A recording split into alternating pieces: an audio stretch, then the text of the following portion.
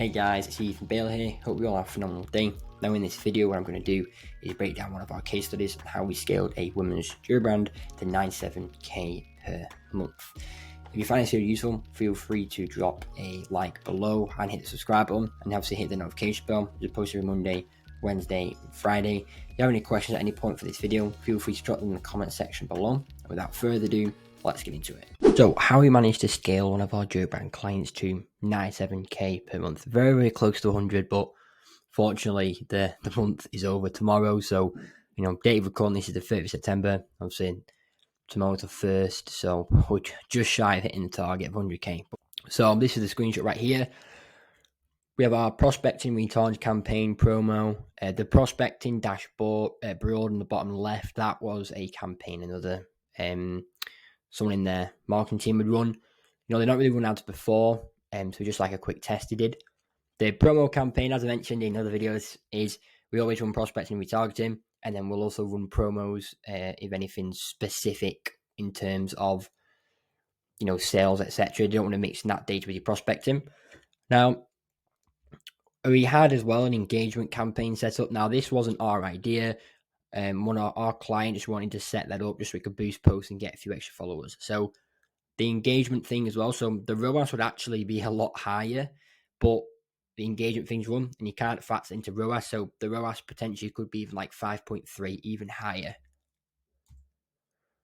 Now, so about the client, there's a typo there, but it's in the women's jewelry space. Their current revenue was 22k per month with their gross profit of 40%. So we're looking for a 2.5 break even. Anything above that is obviously, profit for our client. Average order value was 289.66 with a lifetime value of 1,737.96. So they'd buy once every 2 months on average for a 12-month period. So quite high average order value. Website conversion rate 2.13%. Now that is slightly below the average. The average is 2.25 across most industries. So that's slightly below average, but we still managed to do a good job. History of the client. So they had a brick and mortar store. So, they were your typical old school type business. They were very, very new to online. I know it says here they've never run ads before, never really properly run ads before. They had a ad set up, lifetime spend of about, 1,500 or so. And obviously it didn't do too well.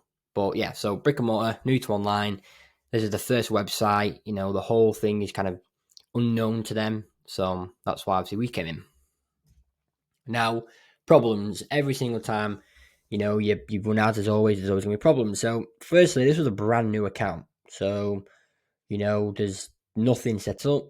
Pages weren't linked to it. Instagram wasn't linked to it, and they had the ads they'd ran, spent about 1,500 on.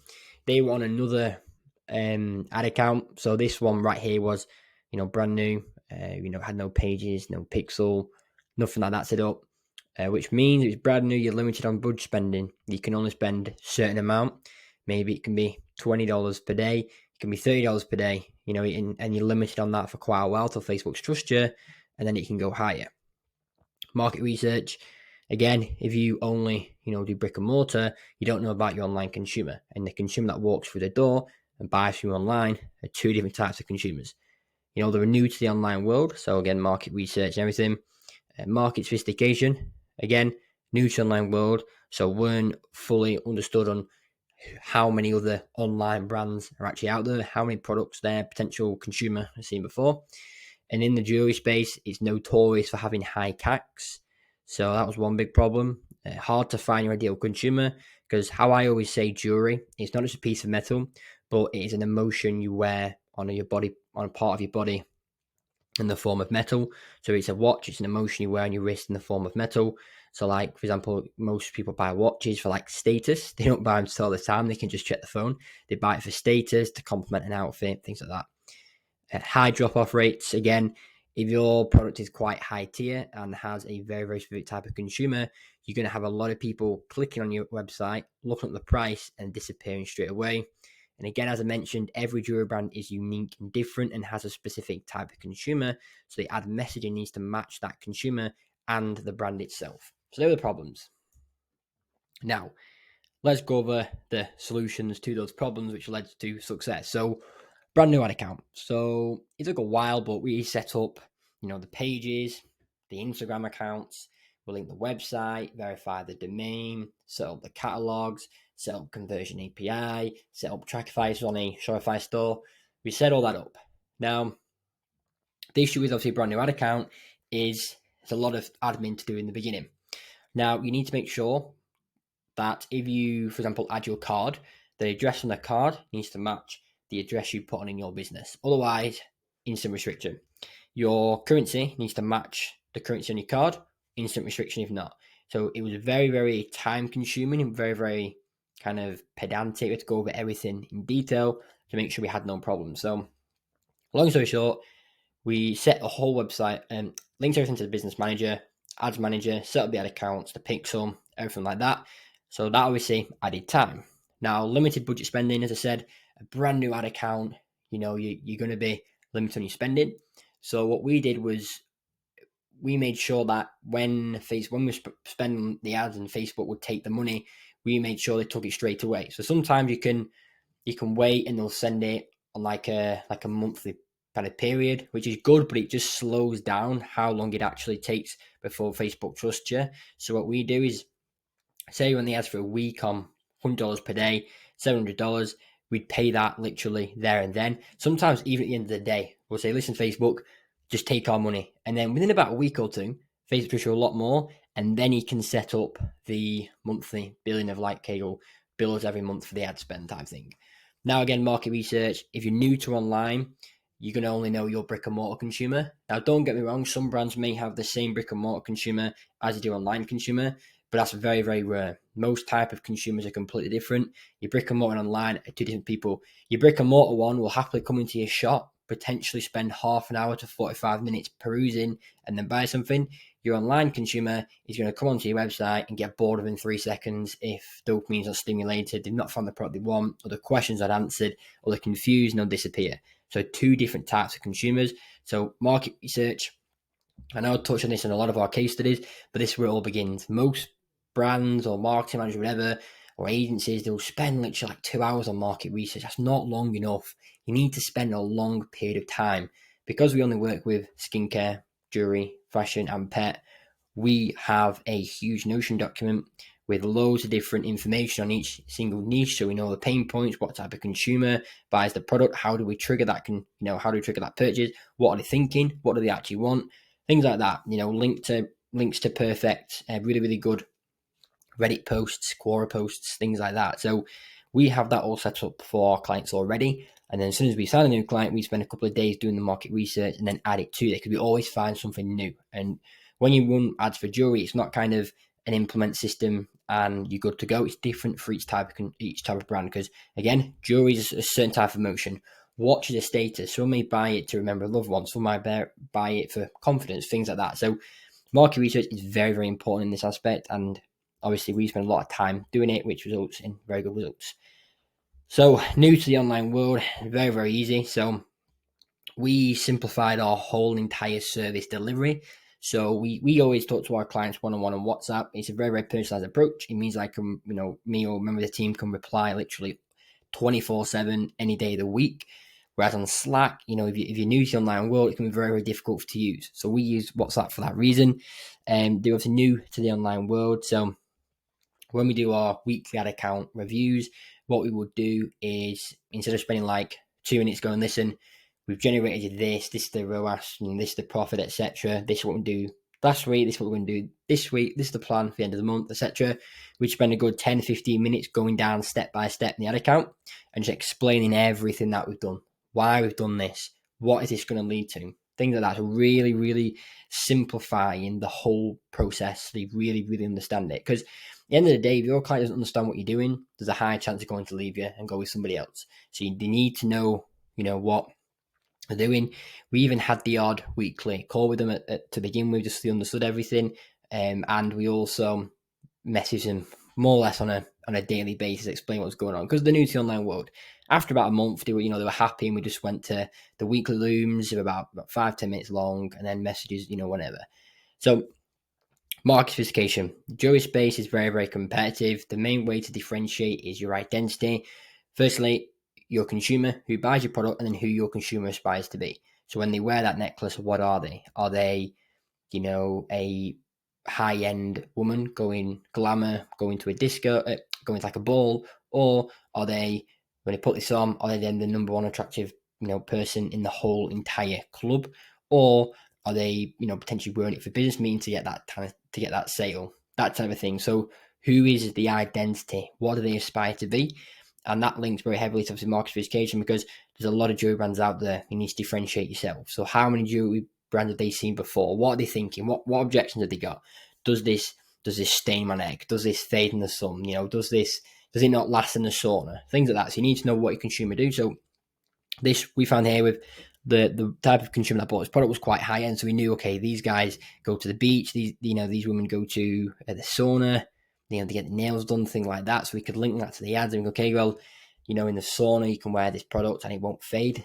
Perfect. Everyone will be looking at you, and then people coming at you with fashion advice. And then before you know it, boom, sold. Simple as that. High CACs. Again, this is a very, very common thing in the jewelry space. You need to really, really zone down on your customer research and your messaging. So most people, when they run ads, we find it very hard to get a profitable CAC for jewelry brands. What we usually do is we start very specific to begin with. So yes, we target broad. However, for some brands, we'll actually go even further and just do interests, which is very, very rare we do that. But for some jewelry brands, it's needed. So we'll start off on interests. We will then run our ads and then get a few sales coming in. Once we hit that 50 sales per week mark, we're like, boom, okay, we can go broad, and then just kind of copy and paste the ad IDs across, and then you're sorted. And then that's how we'd scale and obviously win the high CAC situation. Hard to find a ideal consumer. This links to high CACs because, again, every single jewelry space is different. How we kind of conquered this is very, very simple. We made sure the people in the ad looked like the consumer or looked like someone the consumer aspired to be. And then in the messaging, we just spoke like the consumer. And then that basically allowed Facebook to pinpoint who would most likely buy our product from our ads, and that was that. High drop-off rates. So what we did was we started adding a bit more information and qualifying the ads to make the ads a little bit longer. We had a bit more information on the copy. So most people read that and they'll go, okay, this, and then obviously with the type of creator role, they'll look at it and go, okay, this actually looks expensive. I'm not going to click on it, which is good because those are the type of consumers we don't want. Because when you're running, say your product's $500, you'll get so many people view that product who can't actually afford it and then just disappear, and it's just wasting your money.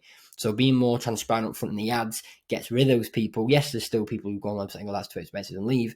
But having that kind of extra information in the ad and taking a bit longer to do it kind of gets rid of those time wasters to make sure people who click on the ad actually end up converting.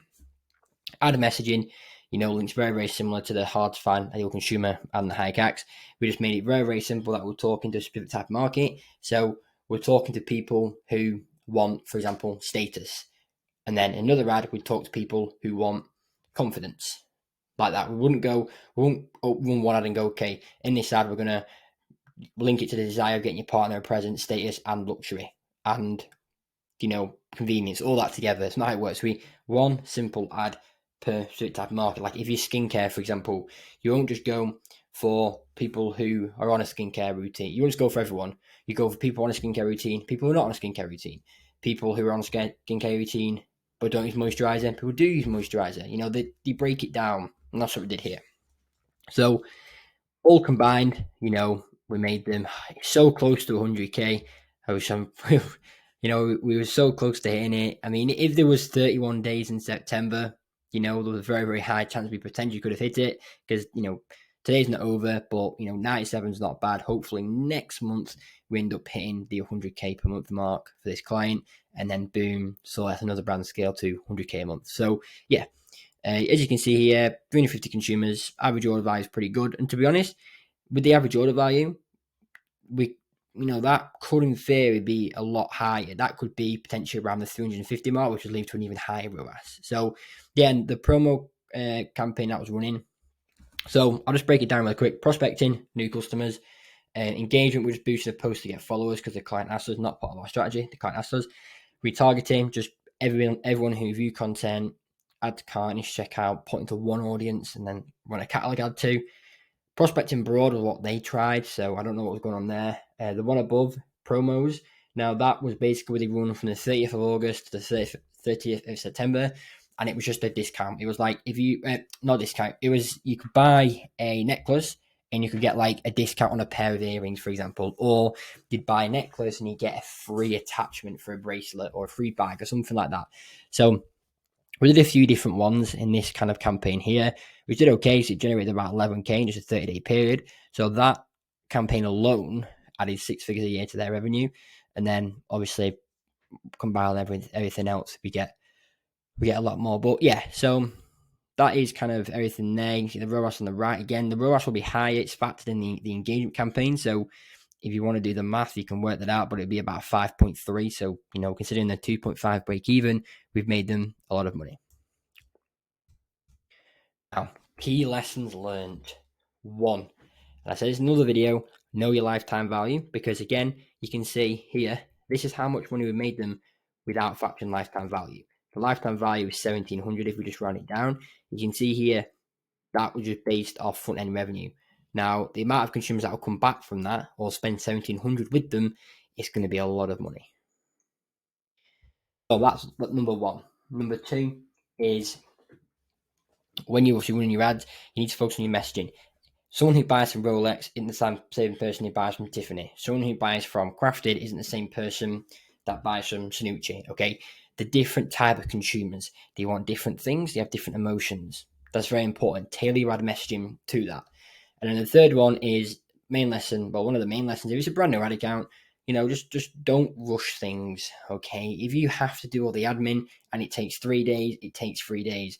Don't do it in 1 day, because as soon as you get a restriction and you're a new ad account, you are at the bottom. So you could contact support, but because you're brand new, Facebook don't really care that much about you, because you're brand new, you've not spent any money, there's no guarantee you're going to spend any money with them. So when you set up a new ad account, just take your time, don't rush it, get it done, as long as it takes, and then obviously start increasing budget from there, and then you can start scaling when you find that winning formula. So guys, that is a step-by-step process on how we manage to scale a women's jewelry brand to 97k per month. Now, again, if you find this video useful, feel free to hit the subscribe button below, the like, the notification bell. It's posted Monday, Wednesday, and Friday.